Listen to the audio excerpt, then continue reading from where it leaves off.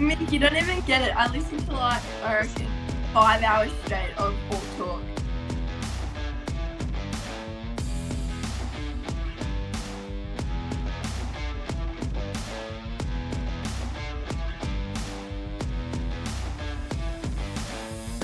Getting some good feedback, Jolie, which is good.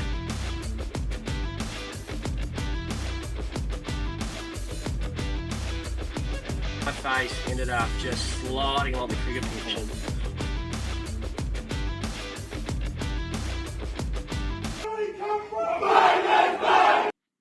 Hello, welcome back to the first episode of the 2026 season of Hawk Talk, the podcast, the vodcast, the video, wherever you watch. That's going to keep you up to date with everything that's happening with the Batemans Bay Seahawks in this 2026, which is going to be arguably the biggest season in the club's history. I'm your host, Joel Erickson. That over there is my co-host, Mick Kenny. I hope I pointed in the right way, Mick. But how are you, Mick? Good, excited thanks, for Jolie. the new season? Yeah, very excited, mate. I think the listeners will be pretty happy with what we've got in store this year, and it should be good. Yeah, we've got a few new ideas kicking around in these empty old heads of ours, but I've been told under no uncertain terms I'm not allowed to raise them yet because they're not ready. But we'll have some exciting new stuff. Enough of that though. Our guest for the first episode of 2026 is a bloke who has battled back from a really serious knee injury, and we'll talk about that a bit later. But one of the most popular blokes at the club, it's Rex Lee. How are you, Rex? Good, thanks, Jolie. Thanks for having me on, boys. Excited to be on. Excited to be the first guest of 2026. Yes, look at him. Straight up. Yeah, bango. It's good to see you back in with the club as well, Rex. I know. Yeah, appreciate it, Jolie. Spent a bit of time away, but hey, we'll talk about that a bit later. First of all, Mick, let's talk season 2026. Obviously, we've just started preseason training, so there's not going to be any games for a little bit, but we've spoken about it on the podcast for the past couple of years almost, that this is really a key year for the club. It's the biggest year in the club's history, I would argue. 50 years, first year back in first grade in AFL Canberra, giving it a red hot crack this time. How's the feeling around the club?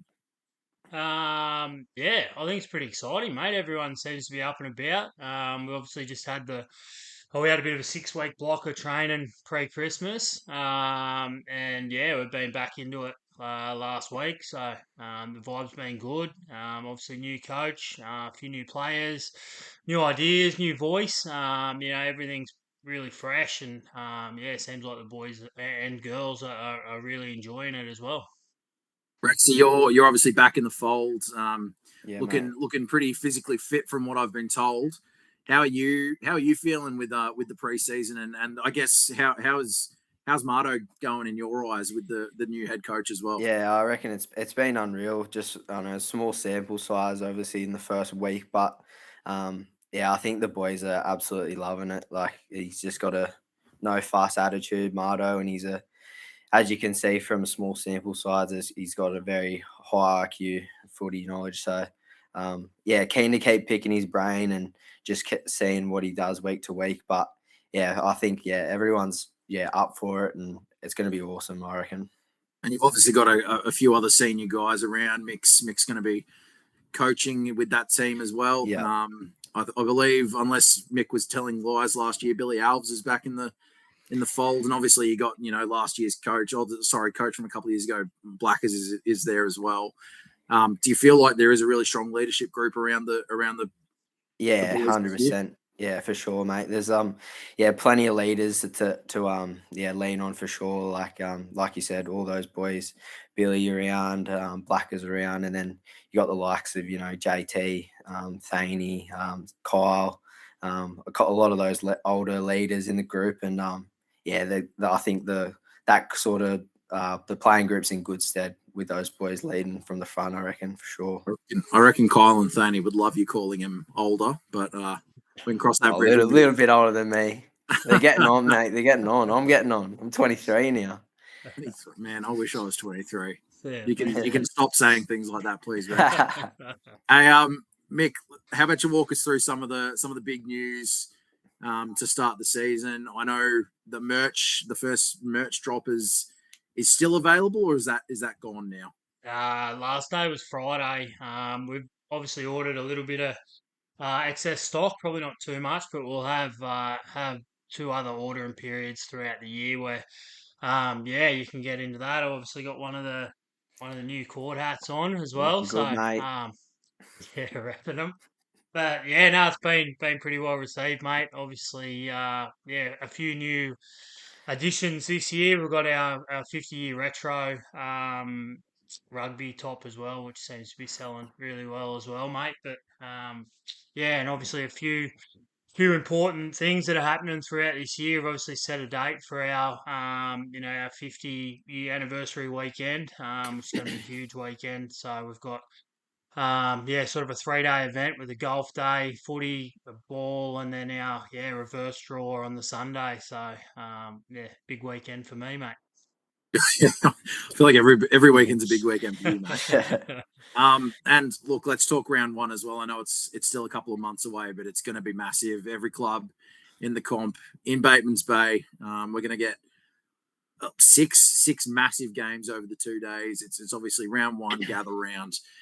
It's a pretty big way to announce yourself in a new competition in a lot of ways. It is, mate. Yeah, it's a pretty hard launch, but yeah, obviously really exciting for the footy club, for the community. We had a good meeting with the Urbadale Shire Council events team last week, Danny and myself, and got some really good ideas off those guys. And yeah, we're putting together a really strong event plan with some really good ideas. Not just for the footballers that are taking part in the weekend, but for spectators as well. And yeah, it should be a huge weekend, and hopefully, an event that runs really smoothly and is really successful. That hopefully we can get it every year, which would be huge on a huge event on the calendar. Mate, I'm looking forward to gather round as well, for several reasons. But I'm going to be coming back down. My first time back in Batemans Bay since I had to move away, and can't wait to see how the club. I guess how the club goes with its first big test in AFL Canberra, first grade. I mean, it's not just on the field; it's off the field, and mate, it's an exciting time to be a Seahawk. I think we can all agree on that. Definitely, mate. And one more thing that we should probably mention, and this might be a bit of a spoiler for the next podcast, but we won't give away too much. There's another big you got a clinic coming up in a couple of weeks. You want to just briefly touch on that? Yeah, it's sort of all come about through obviously our partnership with Maria Ford, AMH Auto Group, Urbadella Toyota. So those guys have managed to get Harry Cunningham from the Sydney Swans on as an ambassador, which is obviously huge for us, having a great partnership with those guys. But yeah, to have him sort of on hand to obviously help promote their business, but help promote the footy club as well. So there will be a all club clinic on Monday, the 9th of February. So only a few weeks away now. So that'll be a clinic that'll be run by Harry. There'll be senior players involved in coordinating the clinic for obviously all our junior players or anyone who wants to come and be involved in it. And then yeah, we'll head upstairs afterwards, and we'll have the bar open and a barbecue and a bit of Q&A with Harry and a few autographs, photos, and stuff like that. So yeah, obviously Harry a Wagga boy as well, so a River Arena boy like myself, and has a bit of a relationship with Sammy Martin as well. So yeah, it's just sort of all come about that. Yeah, we've obviously had that bit of a close knit sort of relationship. Mate, do you reckon it'll be breaking any tampering laws if you start maybe tapping him on the shoulder and going, "Hey mate, you can come. I bet you come play for the Seahawks once you're done with the Swans, mate." There's been a bit of that already. We met him down the footy ground a couple of weeks ago, and we all know Danny White isn't backwards in coming forward. So it didn't take too long in the conversation, that's for sure, Charlie. That does not surprise me at all. That's a bit of a run around of the kind of the news around the club. Is there anything else you feel the need to mention at this point, Mick? Or there's nothing too urgent at the moment. We've obviously got Seahawks Lotto that's kicking off again this year. So I think the first draw of that is just prior to round 1. So that'll be around the 26th of March. Yeah, it's sort of a revamped Seahawks Lotto this year. So it's $250, gets you a ticket, gets you into 15 weeks, with a chance to win $1,000 every week. So, and then obviously with that, on top of that, you'll get your club membership, which will get you into every game for free. You'll get a members pack, and yeah, obviously an opportunity to support the club in such a big year as well. And if anyone wants to buy a spot in that lotto, just get in touch with yourself, Mick. Yeah, mate, just get in touch with myself either through the socials, email, phone.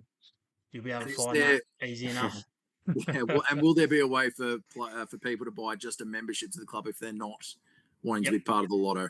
Yeah, there are memberships available. There's a couple of different ones. So there's our ladies membership, which is just your standard membership. It gets you access to our Ladies Day event as well. And then there'll be a past players membership as well, which will get you to a past players event throughout the year. On top of that, and then obviously your lotto membership, and then just your standard membership, which will get you sort of special privileges on game day, and yeah, obviously your special 50-year members pack. If there's ever a time to get behind the club, it's right now. So if you haven't gotten yourself a membership, I would strongly recommend getting one. You're going to be part of something really big and special this year. Hey, let's get into the main event of this podcast. It's where we put Rex Lee, our small forward / midfield gun, in the spotlight. But we're going to start with your questions, Mick, and they're revamped again for 2026. Yeah. We're not going to let anyone besmirch the name of the Palmer anymore, even though that was 2 years ago. We're also not going to let Danny get himself into trouble with Janelle over his dream dinner date. So, the floor is yours, Mick. There was a few. I forgot about those questions from the first year. Good. Yeah, a couple of different ones. So we've got sort of a couple of I guess a bit of off the cuff questions, and then a couple of footy related questions as well. So so the first one, Rexy, is one app on your phone that you can't live without. I'm gonna have to say, I reckon it'd be Instagram. Yeah, nowadays I'm on it a fair bit. Poon, as you know, a lot of people wouldn't know, but I've run my own Richmond fan page on the Instagram since I was about 12 years old, mate. So I'm on there a fair bit, and I'm still keeping up with it. Who knows how far I will go with it, but it's going all right. So Now, how many followers do you have, Rexy? oh, it's sitting around the 19K mark, mate. Not to toot me own on, but it's doing all right. Mick, doesn't he look like the kind of good looking rooster who'd have like 50K followers on Insta as well? He does, yeah. He some years he in the can't making. be found. He can't be found when Richmond are playing because he's got to keep updating his Instagram the whole time. I do remember a couple of times at the Steam Packet a couple seasons ago where Rexy would be just on his phone. Yeah, got to do what you got to do, lads. Got to keep the fans engaged. It's actually a good effort, I reckon, to have that many followers. Try my best, brothers. Question number 2. What's your go-to coffee order? Might get a bit of backlash for this, but I'm a bit of a mocha guy myself. Not huge coffee, but if I'm drinking coffee, yeah, it's mocha. Bit of chocolate, got to keep it tasty. Danny White's a mocha man. Yeah, he looks like one too. Tommy Nichols is a mocha, but he has mocha and sugar with it. Yeah, that's the outrageous art. Sweet, eh? Yeah, bloody oath. Yeah, I actually like asking people what their coffee orders are. What about you? Mate, I'm just plain old boring old cap with one. Yeah, nice. Yeah. I don't mind that from you, Rexy. Actually, nobody ever puts the questions back to Mick like that. You need a bit more of that. Playing tennis, lad. Number 3, pre-game routine or any superstitions? I'm not too huge, but like a couple things in previous seasons, me and Thaney like to do a little bit of touch before the game, kind of go after we have our initial pre-game meeting, and then my other one is probably just like I work left to right with me socks, then left to right with me boots, like all the time. And then it's just, I usually chuck strap and tape on both my wrists. It probably does not much, but yeah, I've done it for a while now. So that's usually what I do going into a game. Yeah, I don't think it'll change as long as I'm playing footy. I don't reckon. That's good. There's a few. Yeah. Fourth question is your favourite Seahawk moment of your career? Probably it's hard to go past the 23 flag, I reckon. Fair bit of effort, like personally, went into that one, and then the bunch of lads that we got to share it with was unreal. It was definitely a day that I'll never forget. It was it was so special, and yeah, always think about it, and yeah, it was a good year, that one. I sort of knew that was going to happen. Yeah, it was hard to go past. It was hard to go past. And then the last one is, if you had a time machine, what place or moment would you go back to?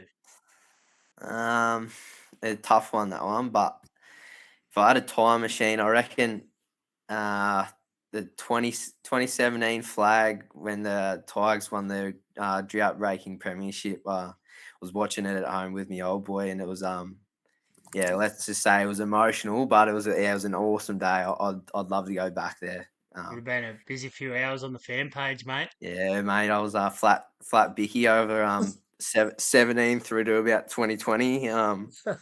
It slowed down since then a little bit, but that 17 flag was there. It was unreal, especially watching it with me dad. Like I said, it was definitely a few tears, but yeah, unreal. I reckon your club could use a drought breaking flag soon, Mick.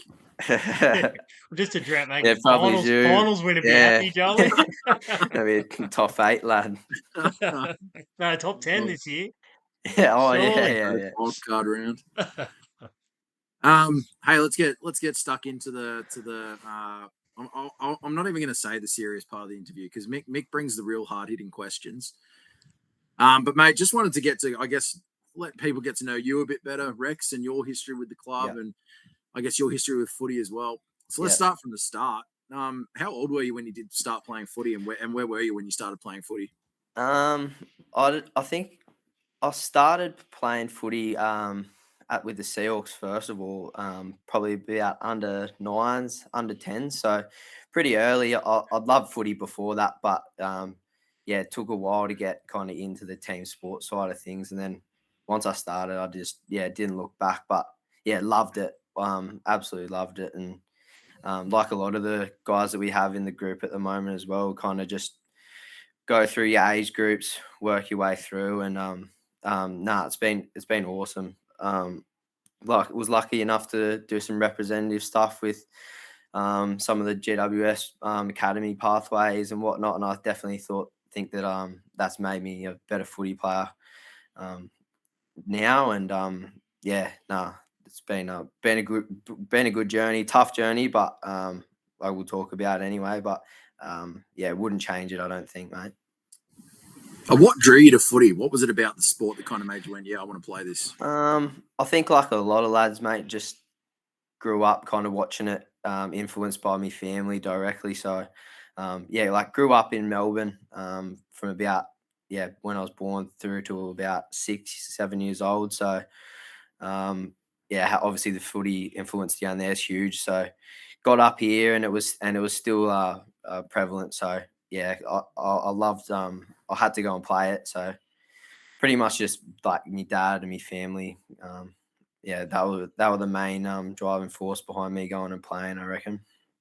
Do you remember much about your senior debut? How old were you when you played your first senior game? Do you remember much about that game? I do, mate. I do. It was I think I might have played some reserve games throughout that year. I think it would have been. I think it was 2018. The boys went on to win the flag that year, but I played a couple of reserve games when I wasn't playing under 17. So did those few games, and then luckily enough, I think it was our last game of the home and away season. Poon flicked me a message and was interested in to see if he could get me in to make me senior debut against. I think it was against was it Molonglo, Mick, or was it? Oh, it might have been Googong, actually. Googong, mate. I reckon. Yeah. Yeah. Gugong and Gugong. So, it was unreal. It was unreal.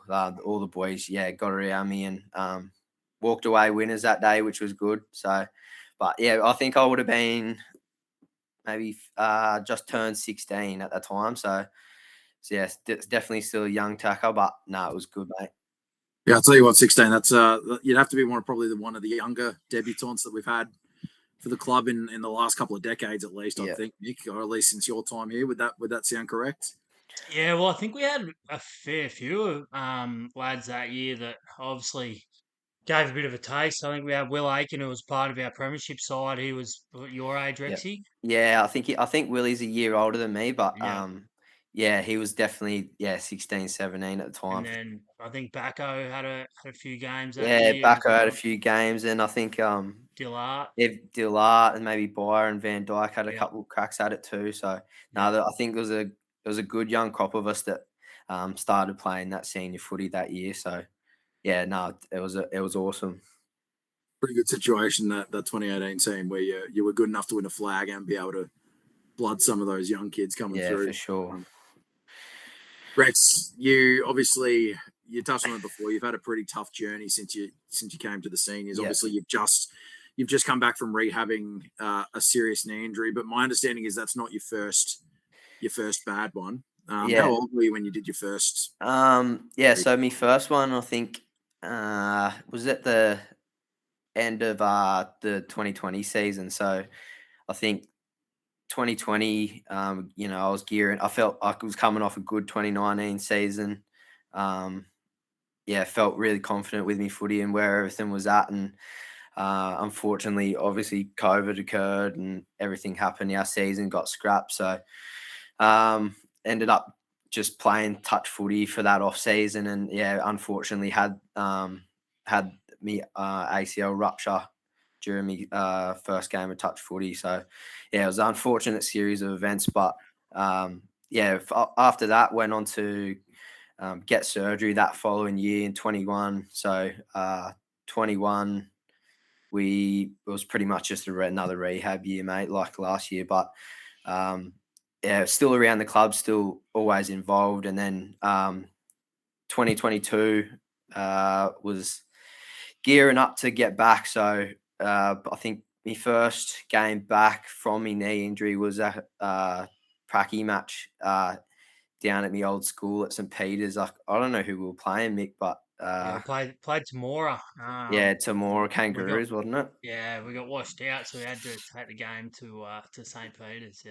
So it was I was gearing up. First game back, and I reckon be less than a couple of minutes into the game. Just went through a big contest on the wing and come off a second best, and got up, and me collarbone was she was snapped, mate. So it was a good welcome back to footy moment for sure, and definitely got humbled straight back to earth again. But so following that, I was lucky enough. I had surgery on that plate put in, and I didn't miss too much of a chunk of footy. So probably missed about a third maybe of the start of the season, and joined the first grade squad back about halfway through. And 22, unlucky to lose in a prelim that year. And after that, mate, 2023, we all know what happened that year. And then 2024, just coming off the flag year, was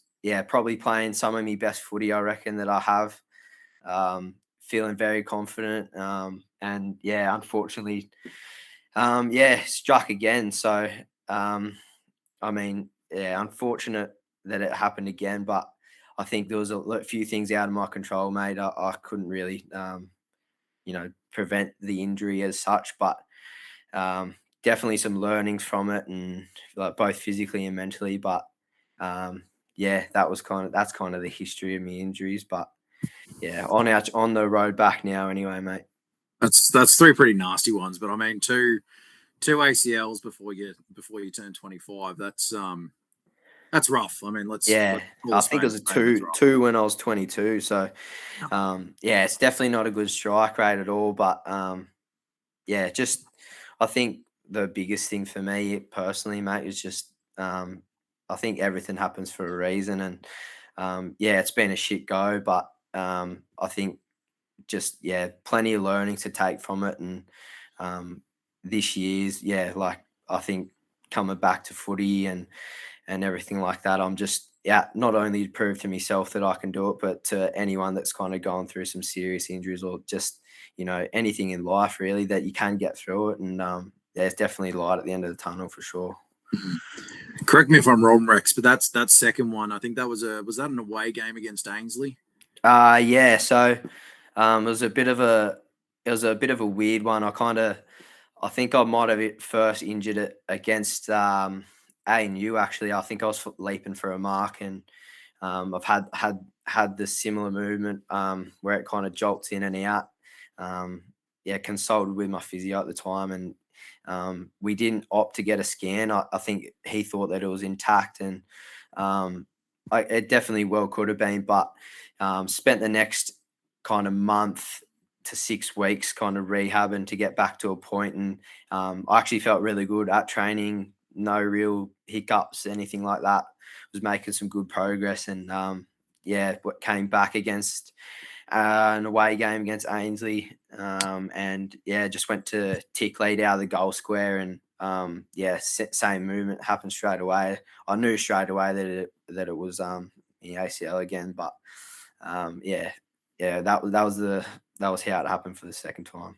Yeah, no, I remember that game. You probably would have been there as well, Mick. But No, I didn't play that one. Oh, you went in that one, were you? It was a weird.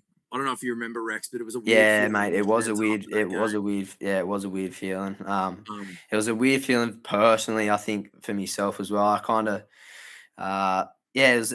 I was telling myself that I was right, but there was something that was just a little bit off, and didn't really see much of it for the first quarter and a bit. That kind of played in my hands. Probably only left the game with probably 2 or 3 touches of it. So it was a weird one, but what do you do? So you've missed 18 months of football again. Yeah, pretty much. Mate, tell me what that rehab process is like. What does that look like for you?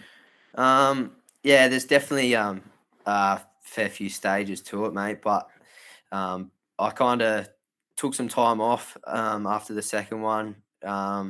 Still around the club and whatnot, but I think to be honest, mate, it was a weird feeling having the boys, have so much success over the time that I was away.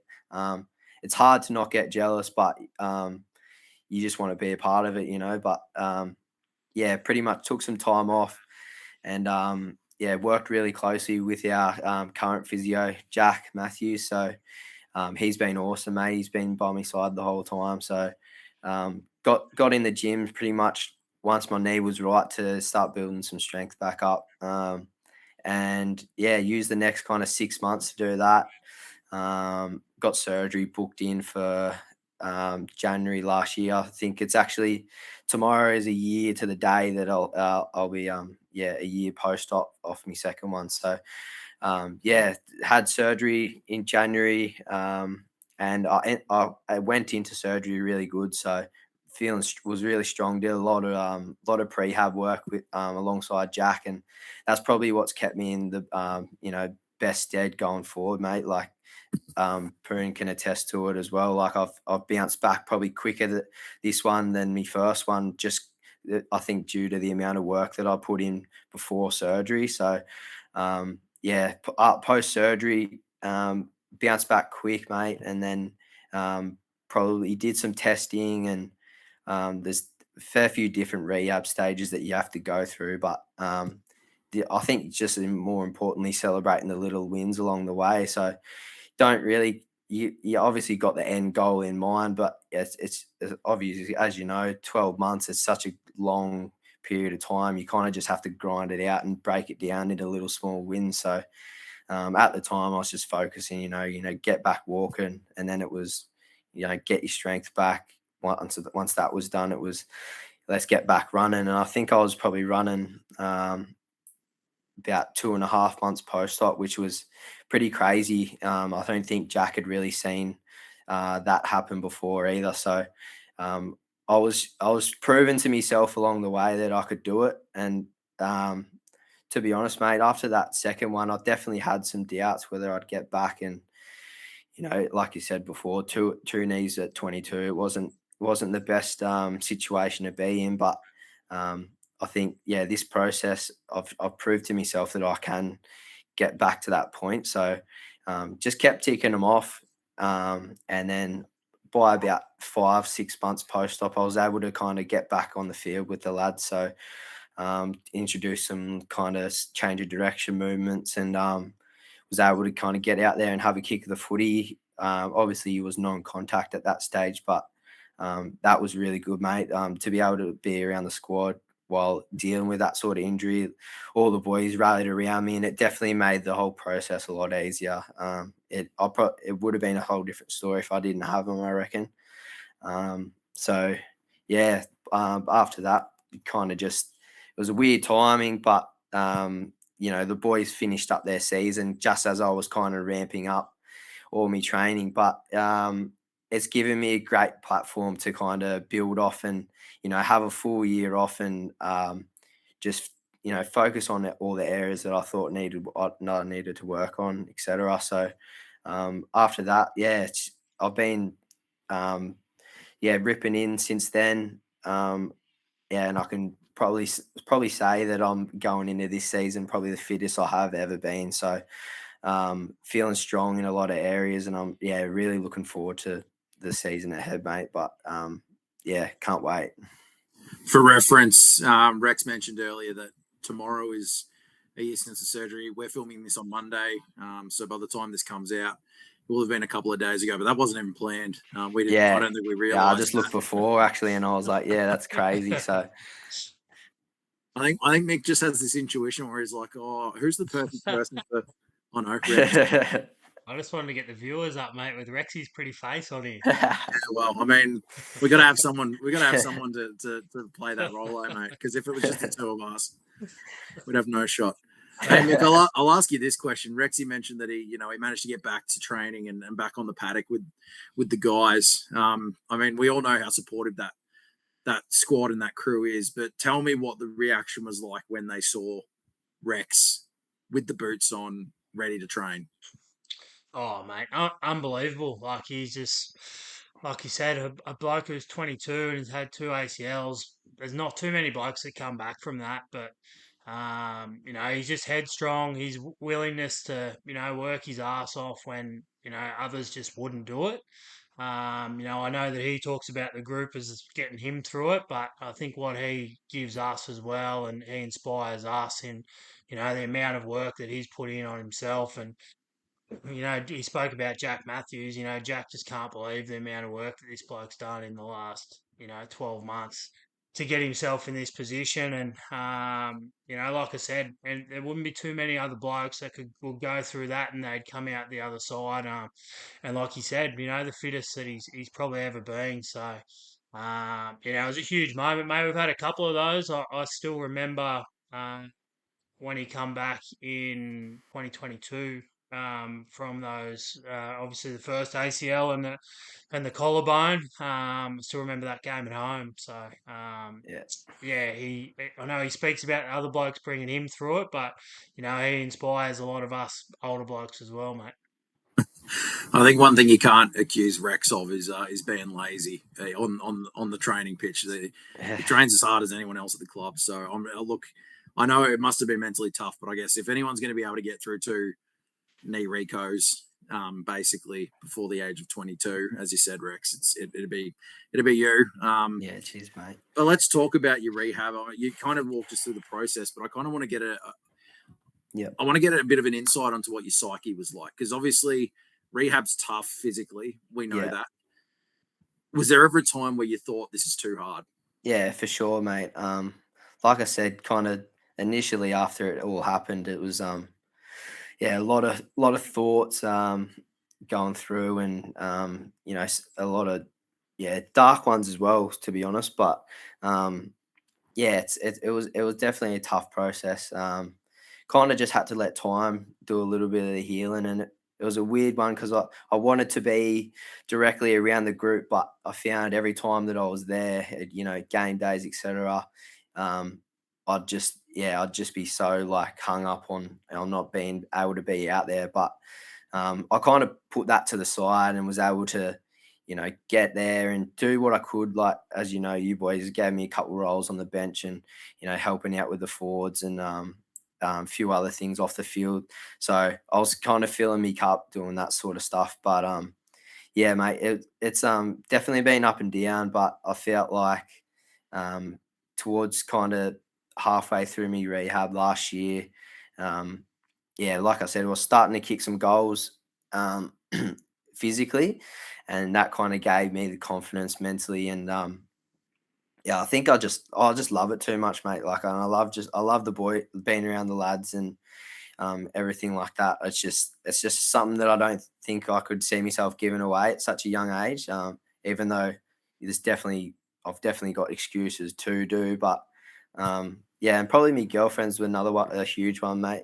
Summer's been there by my side the whole time, and she was probably the first one as well to kind of tell me when I was saying certain things, like, oh, I don't think I could do it or whatever. She was the one that kind of reiterated to me that, I'm so young and she couldn't see me not playing footy and or those things are the like. So her and my family as well definitely gave me the confidence to be able to, mentally get back to a stage where I could start training again. And from there, I think I've just built off it, mate. And I think just the opportunity as well, you're going up to first grade this year. Like, personally, I know that if I can get back to me best footy, I can compete at that level. And that's a big draw card for me as well. I'm keen to prove to myself that I can do it, and prove to everyone else as well that I'm not going to let injuries hold me back. And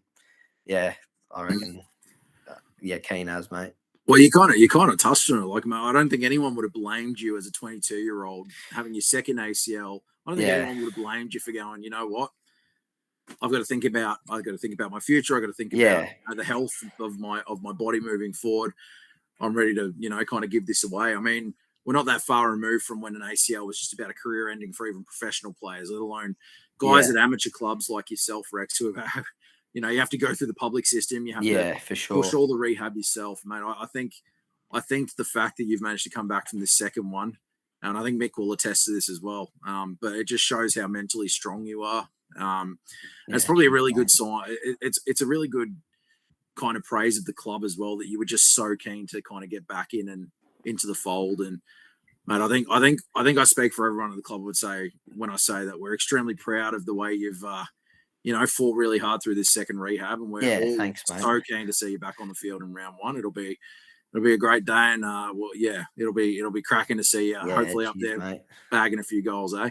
Yeah, cheers, mate. Yeah, the club's definitely got a massive part in all of it for sure. I definitely wouldn't be making the call to go back out on the field if it wasn't for the support of the club and Mick and Sammy. So, mate, I can't wait. So, yeah. Hey, let's talk about your goals for this season. Obviously, we've talked about the past. Let's look forward a little bit and I don't know, bring up the mood in the podcast. Mick? Let's do a bit of that. What would a good 2026 look like for you, do you reckon, Rex? To be honest, mate, I don't exactly know what my role will be within the team, but I definitely know that I can bring, my forward pressure, my forward craft, and I probably, like I said before, I'm probably entering this season as fit as I have been before, so I feel like the tank's there at the moment. Obviously, you're going to build on that over the next period during the preseason, but whatever my role is in the team, mate, I'm pretty confident in that. And I think in terms of goals for myself, I think it's more just play my role. Whether if that is a small forward role that I have been kind of playing in seasons gone, I think it is just bring that pressure every game, and be efficient in front of the big sticks as well. Are there any specific players you're looking forward to getting back on the pitch with? Off the top of my head, I reckon JT's one I'm definitely keen to get back out on the pitch with, mate. I've had a season or two with him, brief, probably only a handful of games, but he's such a talented football player, mate, and his IQ's off the charts as well, so is his skills. So, yeah, can't wait to get back out there with him, and then, keen as to share the pitch with Sammy Martin as well, mate. I think I've seen a small sample size, but I think that's all I've really needed, mate. He's an absolute gun. I'll tell you what, it's probably pretty handy as a forward when you got a bloke like JT who can put it down your throat 9 times out of 10. Yeah, he's doing all the hard work for us, mate, for sure. No, good. Hey, mate, let's talk about as well. You're going to have an opportunity to play with your brother this year. He's coming to the Seahawks. What's that going to be like for you? Yeah, it's pretty cool, to be honest, Jolie. It's something that kind of just popped up. He's moved back down here from Newcastle, so as soon as that's kind of happened, I've been keen to get him on board, and lucky enough to swindle him over this year. But yeah, I've actually never played a game of footy with him. So he's 4 years younger than me, so he's 19 at the moment. Just through age difference, haven't really been able to share the ground with him. But he's a local Seahawks junior as well. And I know that he can't wait to get back out there. So hopefully be able to share the pitch with him sometime this year. But he's ecstatic, mate. He can't wait to get out there, and I can't wait to get out there with him. I know that he can definitely play a role somewhere in the club for sure. Do you reckon you've got a similar type of game to your brother? I think so, mate. I think so for sure. He's I reckon he's probably got me for quickness, but I don't think if he did get caught, I reckon he'd fucking have to brace pretty hard. He's not fucking. Oh shit! Sorry. He's not made of much, mate. He's probably 60 kilos wringing wet. So, but nah, I think he's definitely holds a similar skill set. Relies on his agility and his quickness. We'll find somewhere for him within the squad for sure. Rex, you just got us demonetized. We're not going to get out. Yeah, sorry, mate. It's all right. We'll just rolled off the tongue too easy. I can't Not believe Rex has dropped an F-bomb before me. You've been on your best behaviour, mate. Look, Rex, this. Sorry about that one, Joel. You might have to edit that one out. No, it's fine. I'm gonna use this as a segue. I think Mick and I have agreed that there's a few blokes at the club that we would never get on the podcast just because they'd be too loose. And I'm sure you could probably think of some of the names that we've got in mind, Rex, but we can take a couple, I think. Yeah, sweet. Thanks. It's when you get the likes of I'll say this name because he's barely around the club. Ross Hummel would never be on the podcast. And look, we love what Ross did for the club on the field, but no, the man can't be on a family friendly podcast. Let's be honest, Rex. Yeah, I think you hit the nail on the head on that one, Jolie. We'll have to do an R-rated one for Oscar. Yeah, that'll probably be our most listened one. Let's be honest. Hey, look, Rex, it's been great to chat with you, mate. You've obviously got such an inspiring footy story. Last question for me is you've touched on Marto a bit, but mate, what's it going to be like? Because this will probably be the first year where you've been playing where Mick hasn't been on a field with you. Mm-hmm. What's that going to be like for you, seeing Mick as a pure coach rather than a playing coach? How will that kind of affect you? I think it'll probably be a good thing as well, Jolie.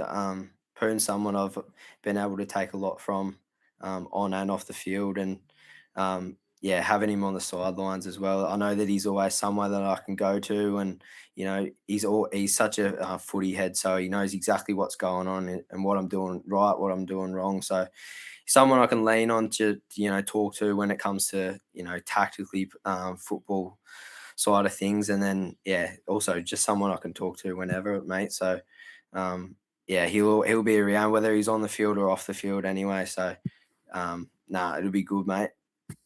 And I know there's a lot of water to go under the bridge before this, but you reckon you're going to get round one jitters this year with the long layoff that you've had?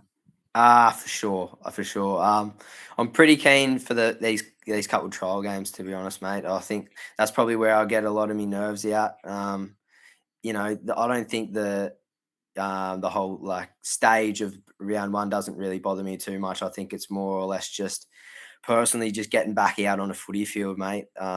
That's going to be my biggest box that I can tick. So I'm keen to get those out of the way, but that all comes with time. So, these next couple of months is going to be big for me in terms of just getting those reps through in our preseason and, ticking the boxes there. And then, once we get out on the trial games, looking forward to it.